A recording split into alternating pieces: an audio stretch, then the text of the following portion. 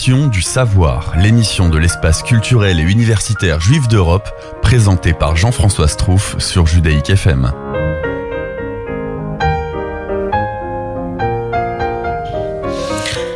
Eh bien, bonjour chères auditrices, chers auditeurs, c'est le J-7.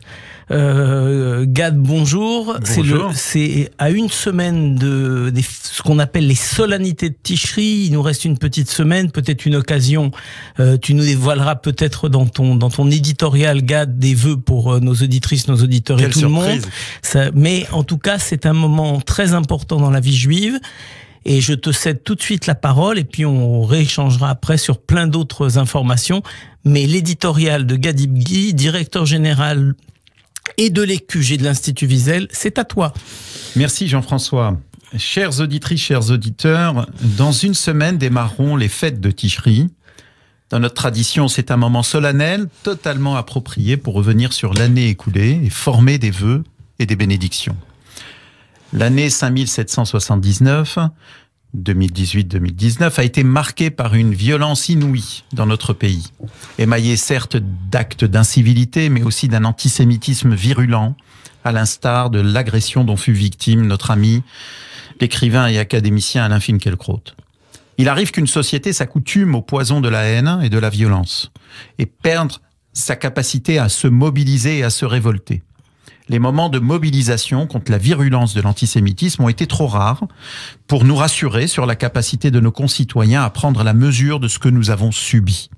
À l'EQG, à l'Institut Elie Wiesel, nous mettons en exergue le rôle de la pensée et du savoir pour faire reculer la haine. C'est l'une de nos missions.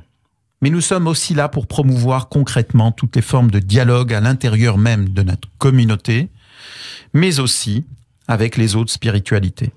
Notre particularisme est un lieu de dialogue, et d'être un lieu de dialogue, d'expression de tous les courants du judaïsme, nous permet donc aujourd'hui de lancer un appel solennel à l'unité des Juifs de France.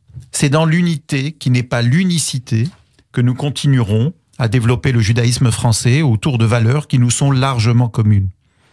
Shana Tova, que 5780 soit pour vous tous et vos proches une très belle et douce année. Merci beaucoup pour ces vœux, on s'inclut, donc merci pour tes vœux.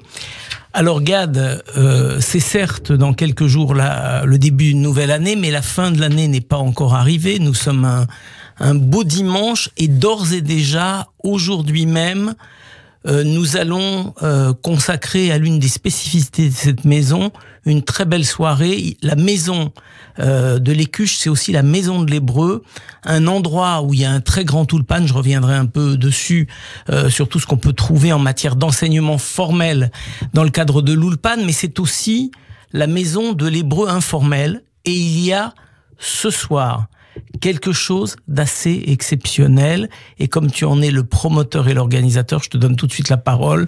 Milim, milim. Milim, milim, les mots, et c'est effectivement une expérience formidable que nous vous promettons ce soir, avec un concert de chansons françaises, classiques, les grands classiques de la chanson française, totalement inédites, en hébreu, inédite parce que les adaptations en hébreu, les traductions en hébreu ont été totalement revues. Certaines d'entre elles, je veux citer celle de quelques chansons de Brel, de Barbara, avaient déjà été adaptées, mais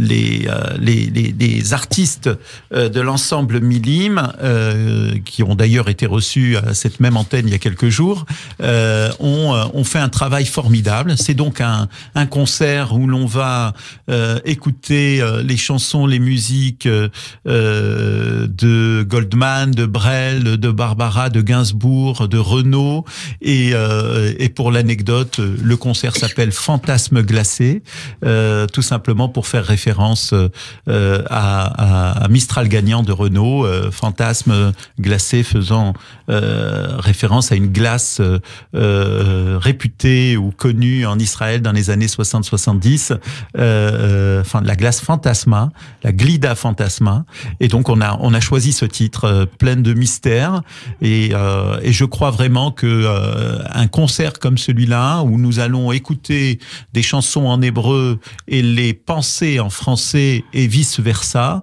est un beau moyen de promouvoir la langue hébraïque, celle que nous enseignons et que nous vivons pour beaucoup d'entre nous au quotidien. Alors, c'est à 18h30 ce soir. Bon, on est dimanche matin. Peut-être que tout le monde n'a pas eu la possibilité de réserver en ligne. On vient sur place, on peut acheter sur place on peut évidemment acheter sur place, on peut réserver encore en ligne quelques heures et voilà, venez en tout cas parce que c'est une expérience assez formidable que nous proposent nos amis Asaf Matityahu et Yair Polichouk qui vient de Tel Aviv et qui est un chanteur à l'Opéra d'Israël. Quel grand nom, quel bonheur. On espère que vous viendrez le partager avec nous tout à l'heure à 18h30.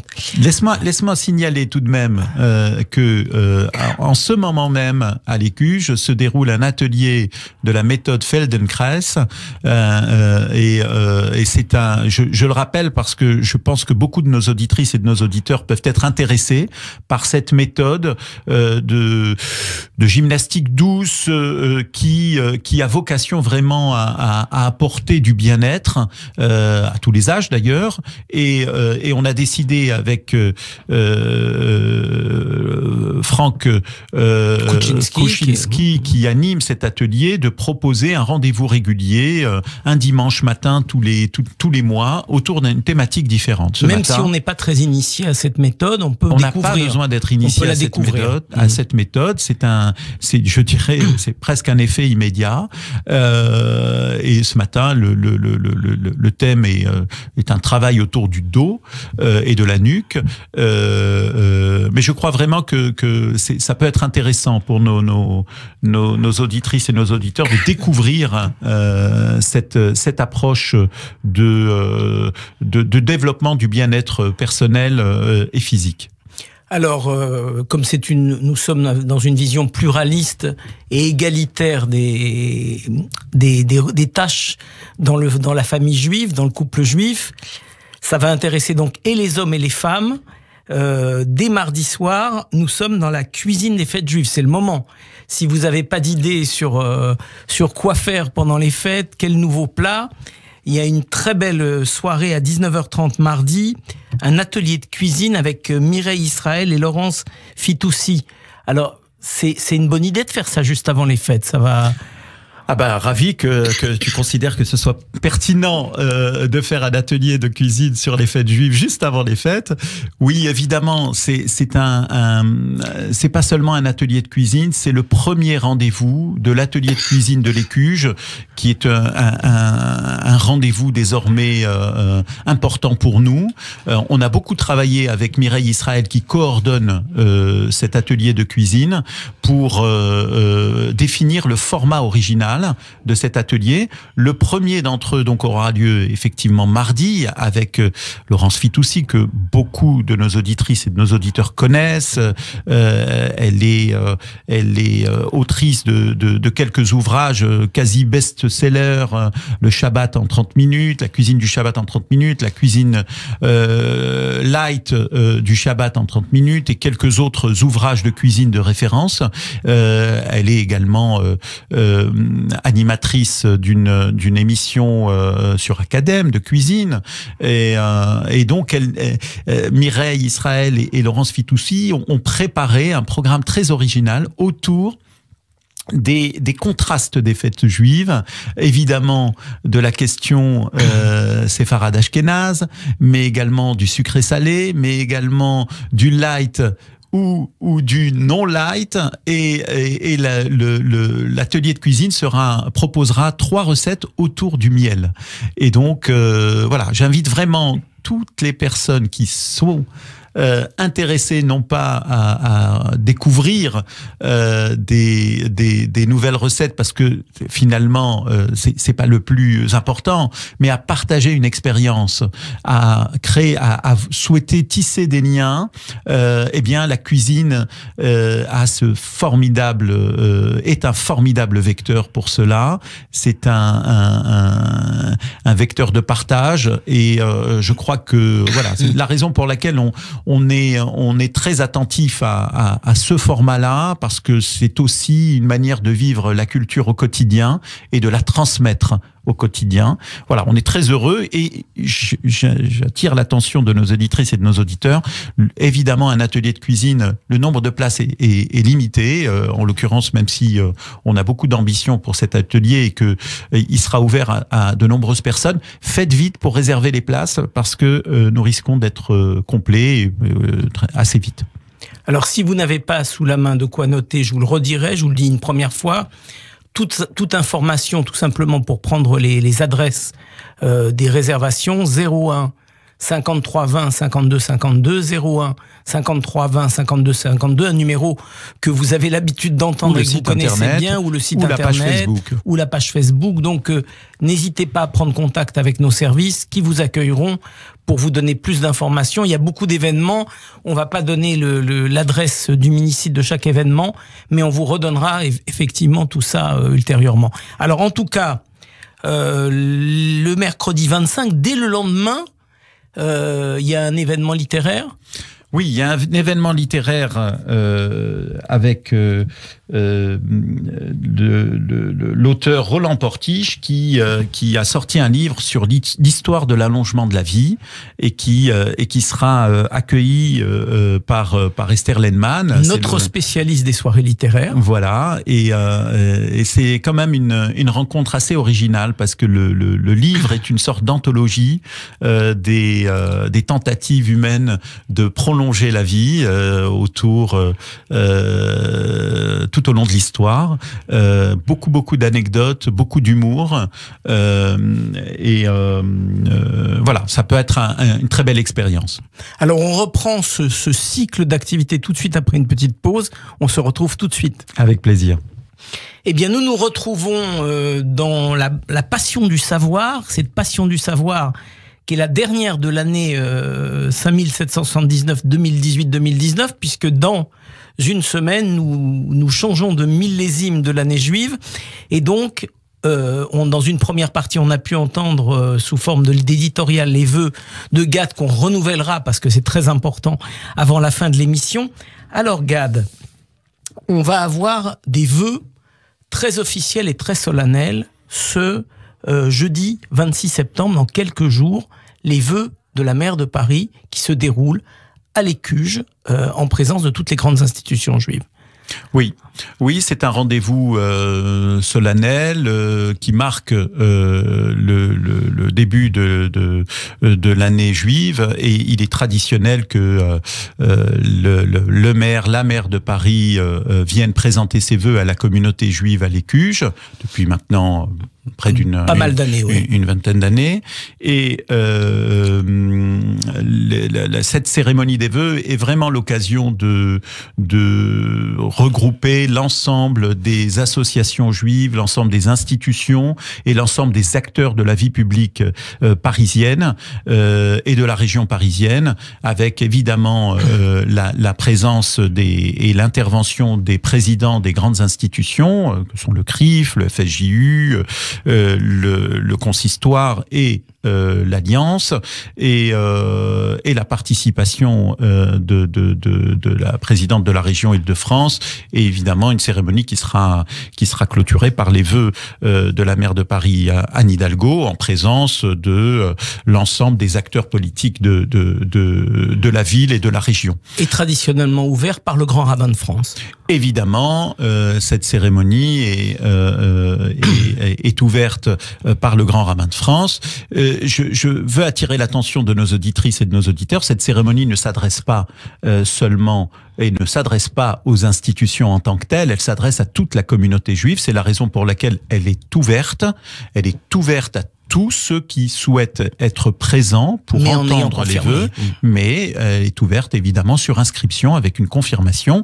Et pour cela, ils peuvent contacter les CUJ pour préciser, ou en tout cas pour indiquer qu'ils souhaitent s'associer à cette cérémonie des vœux. C'est un moment extrêmement important. Les vœux de la maire de Paris sont vraiment un moment où les uns et les autres font évidemment le bilan de l'année, mais c'est également un moment où les engagements sont assez exprimés de part et d'autre. On arrive évidemment à une période importante pour notre ville, à quelques mois des élections municipales. Il s'agira évidemment d'entendre les uns et les autres sur les dossiers fondamentaux qui concernent les Parisiens, qui concernent la communauté juive également, mais surtout les Parisiens. Et c'est une cérémonie qu'on peut qualifier de républicaine. Toutes les tendances de la vie politique française sont représentées très largement. Il y a des représentants de tous les bords politiques. Évidemment. C'est évidemment dans les mêmes esprits qu'il y a l'unité communautaire, il y a aussi l'unité de la cité et, comme on dit, une manifestation à caractère totalement républicain. Évidemment. Alors, ces vœux lancent quelque chose. Chez nous, ça va être très rapide. Dès Rosh Hashanah, la possibilité pour tout un chacun de se retrouver autour d'une table communautaire, par exemple, au moment des fêtes de Rosh Hashanah. Il y a chez nous, comme dans beaucoup de lieux, des offices. Mais ce qui est un peu spécifique, ce sont les soirées avec Sédarim, des repas de Rosh Hashanah. Je reprends le terme de la tradition séfarade du Seder de Rosh Hashanah. Et il y a la possibilité de s'inscrire et de participer à ces deux belles soirées Erev Rosh Hashanah. Et le premier soir après. Donc vous avez deux belles soirées, vous avez les repas du midi, et vous avez donc la possibilité, si vous avez envie de vous retrouver dans cette ambiance fraternelle de l'Écuche, de pouvoir participer à ces repas. Je redonnerai les informations ensuite. Ensuite, il y aura 2 offices à Kippour. On aura l'occasion de le rappeler dans une émission ultérieure après Rosh Hashanah. 2 offices à Kippour. Un de rite plutôt marocain à la salle Rossini de la mairie du 9e arrondissement et dans les locaux de l'Écuche, cette fois un office de rite tunisien dans la synagogue Bet Patatiaou de l'Écuche, la possibilité donc de pouvoir participer à des offices de Kippour. Et on le redira ensuite, la maison de l'Écuche, c'est aussi la plus haute souka et la plus grande souka de Paris, au 5e étage, sur les toits, dont nous sommes particulièrement fiers, et qui fonctionne à plein rendement. Alors les jours de Yom Tov, de Soukot, c'est sur réservation, puisqu'effectivement, il faut avoir réglé les questions financières pour pouvoir s'inscrire et payer. Alors pour les repas, bien sûr. Le reste de la semaine, c'est, on va dire, table ouverte, c'est-à-dire souka ouverte. Souka ouverte avec la présence. Non-stop, pendant tous les jours de Chol HaMoed, vous venez, vous apportez votre repas si vous le souhaitez, vous vous retrouvez, c'est les lieux des rendez-vous tous les ans. On a des groupes de personnes qui se retrouvent tous les ans. C'est la souka du bonheur, c'est la souka où tout le monde peut se retrouver et dans une ambiance très conviviale et fraternelle. Et donc vous êtes toujours dans cette maison ouverte, les bienvenus à toutes ces occasions des fêtes juives jusqu'à la fin, c'est-à-dire jusqu'à Simchat Torah. Vous avez la possibilité d'assister à nos offices et donc au repas de Rosh Hashanah et de Soukot. Tout à fait, Jean-François. La période de Tishri est vraiment une période extrêmement importante pour nous, celle où nous retrouvons une grande partie du Kahal, des fidèles de la communauté, mais celle aussi où nous accueillons beaucoup de personnes qui sont soit de passage, soit qui vont à la synagogue plus rarement et qui vont pour Tishri aussi pour Rosh Hashanah, pour Kippour, ou qui souhaitent marquer la fête de Sukkot par un repas. Donc toutes ces personnes-là trouvent leur place dans une vie juive épanouie pendant le mois d'octobre à l'Écuge. Nous avons un programme extrêmement complet de repas organisés, de tables ouvertes, d'événements qui se dérouleront sous la souka, avec des rencontres, et y compris d'ailleurs pour les enfants, et avec le 16 octobre un goûter conte pour les enfants, et voilà, n'hésitez pas à vous renseigner, soit sur le site de l'Écuge, soit sur la page Facebook. Vous aurez en fait toutes les informations et vous pourrez vous inscrire tranquillement. Alors, tu vas me permettre une petite aparté dans une autre langue. Laele Shem Dovre Ivrit, la Israelim beParis, Yesh Lachem bemiuchad בסוכות, אירוח בעברית, פגישה עם כולם, אז אתם יכולים לצלצל ולבקש מהשירות שלנו, להגיד לכם מתי זה יהיה, à tous les Israéliens, à ceux qui parlent hébreu. Il y a une soirée spéciale pour les Israéliens, on va faire une souka israélienne. Une souka israélienne, donc toutes ces informations, il y a tellement d'événements, on ne peut pas tous vous les détailler, mais vous aurez aussi votre soirée spéciale, Béivrit, pour pouvoir vous rencontrer et parler, échanger en hébreu. Ceux qui ne sont pas israéliens et qui ont envie de parler en hébreu et d'entendre de l'hébreu, ce sera le moment de vous retrouver avec nos amis israéliens de Paris. Alors j'enchaîne presque naturellement, puisqu'on parle d'hébreu. Compte tenu de la configuration de cette année, avec des fêtes juives somme toute tardives, nous avons commencé dès le 8 septembre à ouvrir nos portes à beaucoup d'activités. Donc, l'hébreu, les classes d'hébreu ont déjà commencé. Elles sont nombreuses. Il y a 12 niveaux. Il y a de l'hébreu en classe et il y a de l'hébreu en ligne. Donc, pour tous prenez vos renseignements parce qu'il y aura une nouvelle, entre guillemets, vague juste après les fêtes. Ceux qui se sont dit on laisse passer les fêtes juives et on démarre, ce sera le moment de nous rejoindre tout de suite après les fêtes, mais n'attendez pas le retour des fêtes pour vous inscrire. Faites-le pendant tous les jours ouvrables de cette période de fête. C'est le moment de nous appeler, peut-être de tester votre niveau en hébreu. Vous pouvez aussi vous inscrire aux activités de l'Institut Elie Wiesel, c'est très important. Il y a pratiquement tous les lundis soirs de cette année, il y aura les lundis de Wiesel. Oui, tout à fait, un programme extrêmement riche. Extrêmement riche.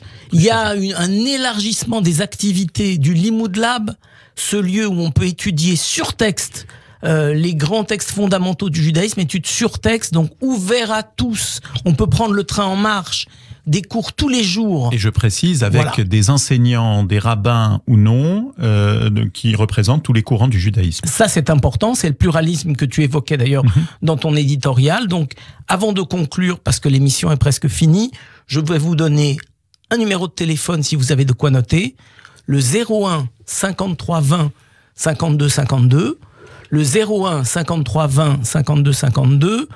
Vous avez le site centrecomparis.com, centrecomparis.com, et des événements, des mini-sites pour chaque événement. Donc vous allez les retrouver sur le site. Et une adresse que vous connaissez bien, le 119 rue Lafayette, dans le 10e arrondissement, près de la gare du Nord. Tout ce lieu est pour vous, quand vous voulez, dès que vous voulez.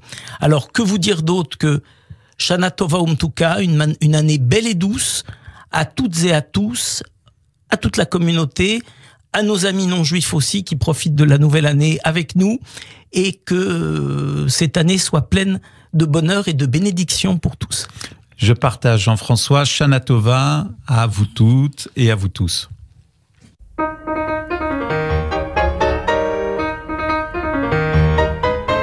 La passion du savoir, l'émission de l'espace culturel et universitaire juif d'Europe, présentée par Jean-François Strouf sur Judaïque FM.